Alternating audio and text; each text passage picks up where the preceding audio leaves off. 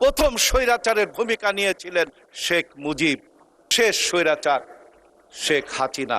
স্বৈরাচারের খাঁচা থেকে বেরিয়ে এসে ওনার ভাষণে উনি স্বীকার করেছেন বিগত সরকার একটি স্বৈরাচার সরকার ছিলেন। উনি স্বীকার করেছেন বাংলাদেশের স্বাধীনতা যুদ্ধের ঘোষক শহীদ প্রেসিডেন্ট জিয়াউর রহমান। উনি স্বীকার করেছেন ওনার ভাষণে এই বাংলাদেশটাকে গণতান্ত্রিক রাষ্ট্র হিসাবে প্রতিষ্ঠা করার জন্য যিনি তার জীবনের শেষ দিনটি পর্যন্ত এই বাংলাদেশের মাটি মানুষের জন্য উৎসর্গ করে গিয়েছেন, আমাদের গণতন্ত্রের মা বেগম খালেদা জিয়ার অবদানকে স্বীকার করেছেন। উনি স্বীকার করেছেন বিগত 17টি বছর গণতন্ত্রের জন্য যে লড়াই, গণতন্ত্রের জন্য যে সংগ্রাম, সেই সংগ্রাম একটি মাত্র ভোটের অধিকার এই বাংলাদেশের 18 কোটি মানুষের, পা ফাটা মানুষের সারা 5 বছরে একটি ভোটের অধিকার, সেই ভোটের অধিকার ফিরিয়ে আনার জন্য হাজার হাজার মানুষ জীবন দিয়েছে। সেই ভোটের অধিকারকে ফিরিয়ে আনার জন্য যার নেতৃত্বে আমরা আজকে একটি গণতান্ত্রিক সরকার প্রতিষ্ঠা করতে পেরেছি, সেই বিপ্লবী প্রধানমন্ত্রী তারেক রহমানকে উনি স্বীকার করে নিয়েছেন। এজন্য আমি ওনাকে আমার পক্ষ থেকে এবং বাংলাদেশের আপামর জনগণের পক্ষ থেকে আমি রাষ্ট্রপতিকে ধন্যবাদ জানাচ্ছি, ওনার ভাষণের প্রতি ওনার প্রতি ধন্যবাদ জানাচ্ছি। স্বৈরাচারের খাঁচা থেকে বেরিয়ে এসে যখন গণতন্ত্রের জন্য লড়াই করবেন, গণতন্ত্রের কথা স্বীকার করবেন, তখন এই বাংলাদেশের গণতন্ত্রমনা মানুষের পক্ষ থেকে তাকে অভিনন্দন এবং ধন্যবাদ জানানোটাই সমুচিত বলে আমি মনে করি। এবার আমি মহামান্য স্পিকারের মাধ্যমে আমি একটি নতুন জিনিস তুলে ধরতে চাই।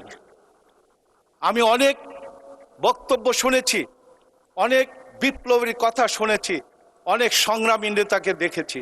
আমার মনে হয় একটি বিষয় আজকের এই মহান সংসদে যারা উপস্থিত রয়েছেন, অনেক গবেষক রয়েছেন, অনেক লেখক রয়েছেন, অনেক চিন্তাবিদ রয়েছেন, তাদের উদ্দেশ্যে আমি একটি কথা তুলে ধরতে চাই। আজকে ভাবুন, বাংলাদেশের স্বাধীনতা উত্তর 55 বছরে এই বাংলাদেশে তিনটি স্বৈরাচারের জন্ম হয়েছে। প্রথম স্বৈরাচার স্বাধীনতা যুদ্ধের ঘোষণা দিয়ে যুদ্ধের ময়দানে জীবন বাজি রেখে যিনি এই স্বাধীনতা এনে দিয়েছেন, সেই শহীদ প্রেসিডেন্ট জিয়াউর রহমানের স্বাধীনতা যুদ্ধের সমাপ্তির পরে পশ্চিম পাকিস্তান থেকে নিরাপদে বিমানে বাংলাদেশের মাটিতে নেমে যিনি প্রথম স্বৈরাচার হিসাবে নিজেকে প্রতিষ্ঠা করেছিলেন, সেই শেখ মুজিব। উনি বাংলাদেশের এই হাউজে মাত্র 3.5 মিনিটের মাথায় গণতন্ত্র, 7.5 কোটি বাঙালির চাওয়া পাওয়া এবং গণতন্ত্রকে ধ্বংস করে দিয়ে বাকশাল গঠন করেছিলেন। অর্থাৎ এক দেশ, এক নেতা, এক দল, অর্থাৎ কারো কথা বলার অধিকার ছিল না। গণতন্ত্রকে হত্যা করে উনি বাকশাল তৈরি করে এই বাংলাদেশের স্বাধীনতা এবং গণতন্ত্রের বিরুদ্ধে অবস্থান নিয়ে প্রথম স্বৈরাচারের ভূমিকা নিয়েছিলেন শেখ মুজিব।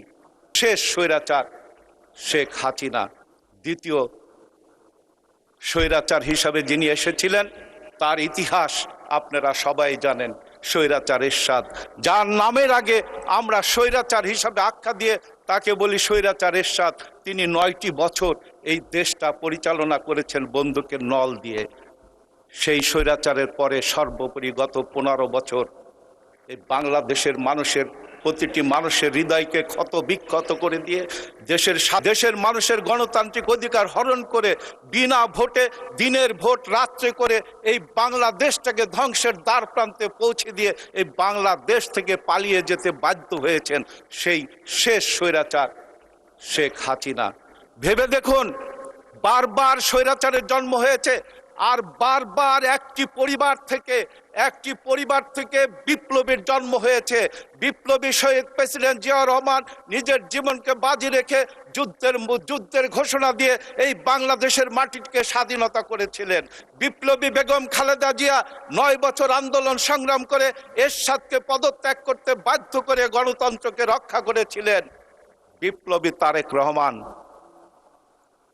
15টি বছর হাজার মাইল দূরে বসে থেকে এই বাংলাদেশের মানুষের গণতান্ত্রিক অধিকার, এই বাংলাদেশের মাটির স্বাধীনতা, এই বাংলাদেশের প্রত্যেকটি নাগরিকের কথা বলার অধিকার এবং বেঁচে থাকার অধিকারকে ফিরিয়ে আনার জন্য উনি যে বিপ্লবের নেতৃত্ব দিয়েছেন, সেই বিপ্লবে বাংলাদেশের 18 কোটি মানুষ তার ডাকে রাজপথে স্বৈরাচার হাসিনার বুলেটের সামনে দাঁড়িয়ে জীবন দিয়েছে, সংগ্রাম করেছে, হরতাল করেছে, অবরোধ করেছে, মানববন্ধন করেছে, অনশন করেছে। তারই একটি বিপ্লবের সফল সমাপ্তি, সফল বিজয় 2024-এর 5ই আগস্ট। ভেবে দেখুন, একটা পরিবার থেকে তিনটি বিপ্লবীর জন্ম হয়েছে, আর স্বাধীনতা উত্তর 55 বছরে এই বাংলাদেশে বারবার স্বৈরাচারের জন্ম হয়েছে। আমরা কি কখনো ভেবে দেখেছি এই জিয়া পরিবারের এই বাংলাদেশের অবদান?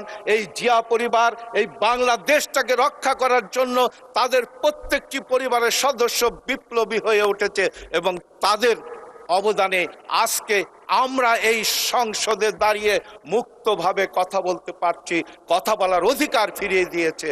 কাজে আমার আহ্বান থাকবে, যারা গবেষণা করেন, যারা ইতিহাস লেখেন, তাদের প্রতি আহ্বান, আসুন আমরা এই জিয়া পরিবারের তিনটি বিপ্লবীকে নিয়ে গবেষণা করি, তাদের কীর্তি, তাদের সৃষ্টি, তাদের এই আন্দোলন সংগ্রামকে আমরা লিপিবদ্ধ করে রাখি, যাতে আমাদের আগামী দিনের ভবিষ্যৎ, আগামী দিনে যারা এই দেশ পরিচালনা করবে, তাদের কাছে যেন আমরা তুলে ধরতে পারি জিয়া পরিবারের এই বাংলাদেশটাকে গড়ে তোলার জন্য তাদের যে অবদান, তাদের যে ত্যাগ, সেই ত্যাগকে আমরা যেন সারা জীবন আমাদের আগামী দিনের প্রজন্ম স্মরণ করতে পারে।